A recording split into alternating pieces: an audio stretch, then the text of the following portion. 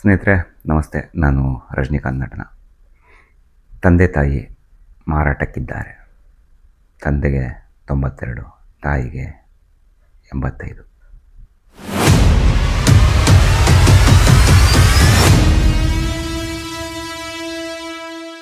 ವಿಷಯನ ಕಂಟಿನ್ಯೂ ಮಾಡ್ತೀನಿ.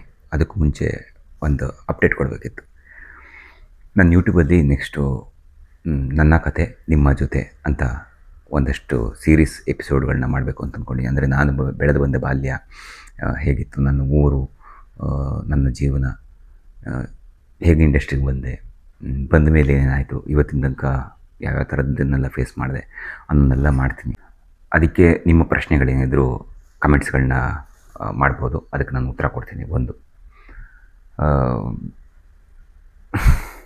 ಇದನ್ನು ಯಾವ ಥರ ಮಾಡಲಿ ಅಂತ ನಂಗೆ ಗೊತ್ತಾಗ್ತಿಲ್ಲ. ಅಂದರೆ ಈ ವಿಡಿಯೋಗೆ ಈಗ ಮಾಡ್ತೀನಲ್ಲ, ಈ ವಿಡಿಯೋಗೆ ನಿಮ್ಮ ಸಪೋರ್ಟ್ ಹೇಗಿರುತ್ತೋ ಅದ್ರ ಮೇಲೆ ನಾನು ಅದನ್ನ ಬರೀ ಮೆಂಬರ್ಸ್ಗಷ್ಟೇ ಮಾಡಲಾ ಅಥವಾ ಸಬ್ಸ್ಕ್ರೈಬರ್ಸ್ ಅಷ್ಟು ಜನಕ್ಕೆ ಅಂತ ಮಾಡಲಾ, ಅದನ್ನು ಸಹ ಕಮೆಂಟ್ ಮಾಡಿ. ಓಕೆ, ಈಗ ಟಾಪಿಕಿಗೆ ಬಂದ್ಬಿಡೋಣ.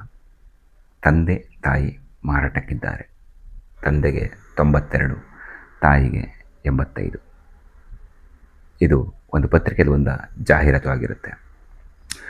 ಜಾಹೀರಾತಿನಲ್ಲಿ ಹಾಕಿರ್ತಾರೆ, ತಂದೆಗೆ ಮೆಮೊರಿ ಲಾಸ್ ಆಗಿದೆ, ಅಷ್ಟೊಂದು ಏನೂ ನೆನಪಿರಲ್ಲ. ತಾಯಿ ಹಾಸಿಗೆ ಹಿಡಿದಿದ್ದಾಳೆ, ಆ ಹಾಸಿಗೆ ಹಿಡಿದವಳಿಗೆ ಆರೈಕೆ ಮಾಡೋದು ಕಷ್ಟ, ಈ ಥರ ಅದಕ್ಕೋಸ್ಕರ ಮಾರಾಟಕ್ಕೆ ಇಟ್ಟಿದ್ದೀವಿ ಅಂತ ಹಾಕಿರ್ತಾರೆ. ಸೊ ಈ ಥರದ್ದೊಂದು ವಿಚಾರ ಬಂದ ತಕ್ಷಣ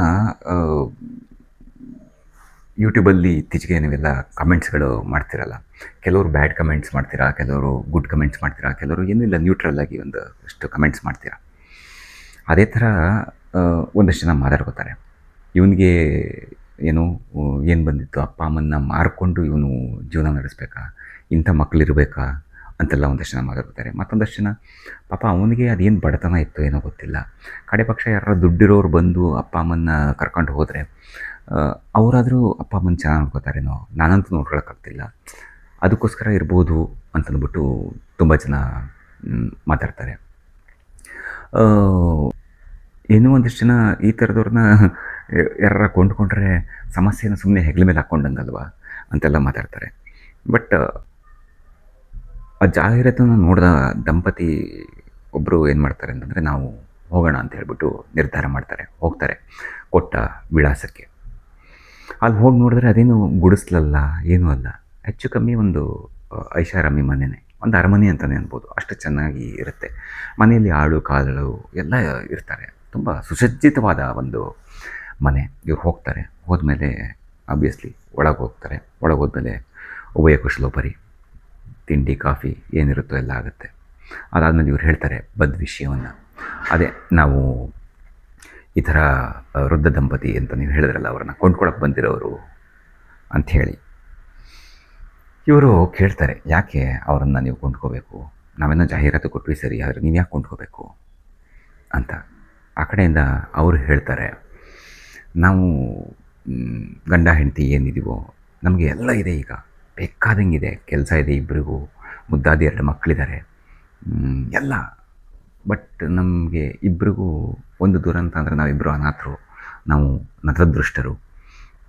ಅಪ್ಪ ಅಮ್ಮನ ಪ್ರೀತಿ ಅನ್ನೋದು ಏನು ಅನ್ನೋದನ್ನೇ ನಾವು ಕಂಡುಕೊಂಡಿಲ್ಲ.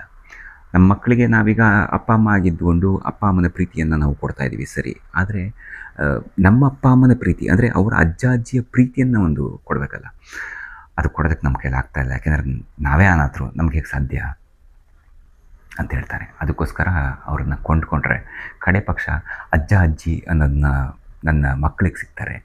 ಅಜ್ಜಿಯ ಪ್ರೀತಿ, ಅಜ್ಜಿಯ ಕಥೆಗಳು, ಅಜ್ಜನ ನೀತಿ, ಅಜ್ಜನ ಬೋಧನೆ ಇವೆಲ್ಲ ಸಿಗುತ್ತೆ. ನಾವು ಅನುಭವಿಸ್ತಾ ಇರೋಂಥ ಒಂದು ಪ್ರೀತಿಯ ಜೀವನವನ್ನು ನಮ್ಮ ಮಕ್ಕಳು ಅನುಭವಿಸ್ಲಿ ಅಂಥೇಳಿ ನಾವು ಅವ್ರನ್ನ ಕೊಂಡ್ಕೊಳಕ್ಕೆ ಬಂದಿದ್ದೀವಿ, ದಯವಿಟ್ಟು ಇಲ್ಲ ಅಂತ ಹೇಳಬೇಡಿ ಅಂತ ಹೇಳ್ತಾರೆ. ಅದಕ್ಕೆ ಇವರು ಹೇಳ್ತಾರೆ, ಯಾರು ಜಾಹೀರಾತು ಕೊಟ್ಟಿರ್ತಾರಲ್ಲ ಅವರು, ಆ್ಯಕ್ಚುಲಿ ಮಾರ್ತಾ ಇರೋದು ಅಪ್ಪ ಅಮ್ಮನಲ್ಲ, ನಮ್ಮಿಬ್ಬರನ್ನ ನಾವೇ ಮಾರ್ಕೋತಾ ಇದ್ದೀವಿ ಅಂತ ಹೇಳ್ತಾರೆ. ಕೊಂಡ್ಕೊಳಕ್ಕೆ ಬಂದಿರೋರಿಗೆ ಆಶ್ಚರ್ಯ ಆಗುತ್ತೆ, ಯಾಕಿರ್ಬೋದು, ಏನು ಇವ್ರ ಕತೆ ಅಂತ. ಅದಕ್ಕೆ ಅವ್ರು ಹೇಳ್ತಾರೆ, ಇಲ್ಲ ನಮಗೆ ನೋಡಿ ಐಷಾರಾಮಿ ಮನೆ ಇದೆ, ಆಳು ಕಾಳು ಎಲ್ಲ ಇದ್ದಾರೆ, ಆದರೆ ನಮ್ಮ ಜೀವನದಲ್ಲಿ ಮಕ್ಕಳು ಅನ್ನೋ ಭಾಗ್ಯನೇ ಭಗವಂತ ಕೊಟ್ಟಿಲ್ಲ. ಮಕ್ಕಳನ್ನ ಹಡೆಯೋ ಭಾಗ್ಯನೇ ಕೊಟ್ಟಿಲ್ಲ. ಮಕ್ಕಳೇ ಇಲ್ಲ ಅಂದಮೇಲೆ ಇನ್ನು ಮೊಮ್ಮಕ್ಕಳೆಲ್ಲಿಂದ? ಅದಕ್ಕೋಸ್ಕರ ನಮ್ಮನ್ನು ನಾವು ಮಾರ್ಕೊಂಡು ಆ ಪ್ರೀತಿನ ಯಾರು ತೋರಿಸ್ತಾರೋ ನಮ್ಮ ಕಡೆಯಿಂದ ಆ ಪ್ರೀತಿನ ನಾವು ಅವ್ರಿಗೆ ತೋರಿಸೋಣ ಅಂತ ಅಂದ್ಕೊಂಡಿದ್ದೀವಿ ಅಂತ ಹೇಳ್ತಾರೆ. ಸೊ ಅದಕ್ಕೆ ಹೇಳ್ತಾರೆ ಅವರು, ಬೇಕಾದ್ರೆ ಈ ಮನೆ, ಐಷಾರಾಮಿ ಮನೆ ಏನಿದೆಯೋ ಎಲ್ಲವನ್ನೂ ನಿಮ್ಮ ಹೆಸರಿಗೆ ಬರ್ಕೊಟ್ಬಿಡ್ತೀವಿ, ಆದರೆ ದಯವಿಟ್ಟು ನಮ್ಮನ್ನು ಕರ್ಕೊಂಡೋಗಿ ಮಕ್ಕಳ ಪ್ರೀತಿಯನ್ನು ತೋರಿಸಿ ಸಾಕು. ನಿಮ್ಮ ಮಕ್ಕಳಿಗೆ ಅಜ್ಜ ಅಜ್ಜಿಯ ಪ್ರೀತಿ, ನಿಮಗೆ ತಂದೆ ತಾಯಿಯ ಪ್ರೀತಿಯನ್ನು ನಾವು ತೋರಿಸ್ತೀವಿ ಅಂತ ಹೇಳ್ತಾರೆ.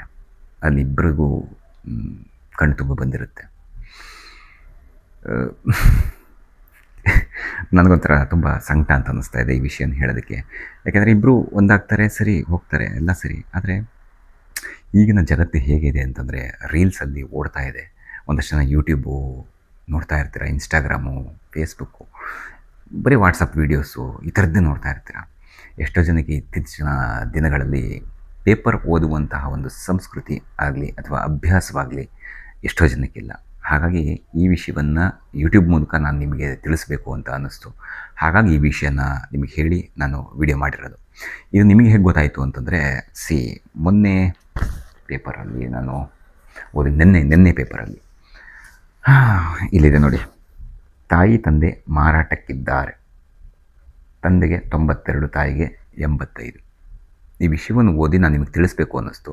ಯಾಕಂದರೆ ಎಷ್ಟೋ ಜನಕ್ಕೆ ಪೇಪರ್ ಓದುವಂಥ ಸಂಸ್ಕೃತಿ ಇಲ್ವಲ್ಲ, ಹಾಗಾಗಿ. ಇದನ್ನು ಬರೆದವರು ಡಾಕ್ಟರ್ KP ಪುತ್ತೂರಾಯ ಅಂತ.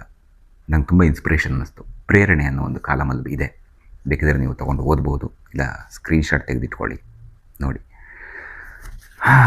ಇದಾಗಿತ್ತು ವಿಡಿಯೋ. ಹಾಗೆ ಅಪ್ಡೇಟ್ ಮುಂಚೆನೇ ಕೊಟ್ಟಿದ್ನಲ್ಲ, ನನ್ನ ಕತೆ ನಿಮ್ಮ ಜೊತೆ, ಅದರ ಬಗ್ಗೆ ನಿಮ್ಮ ಅಭಿಪ್ರಾಯ ಅನಿಸಿಕೆಯನ್ನು ಕಮೆಂಟ್ ಮಾಡಿ. ಈ ವಿಡಿಯೋ ಬಗ್ಗೆನೂ ನಿಮ್ಮ ಅನಿಸಿಕೆ ಅಭಿಪ್ರಾಯವನ್ನು ದಯವಿಟ್ಟು ಕಮೆಂಟ್ ಮಾಡಿ.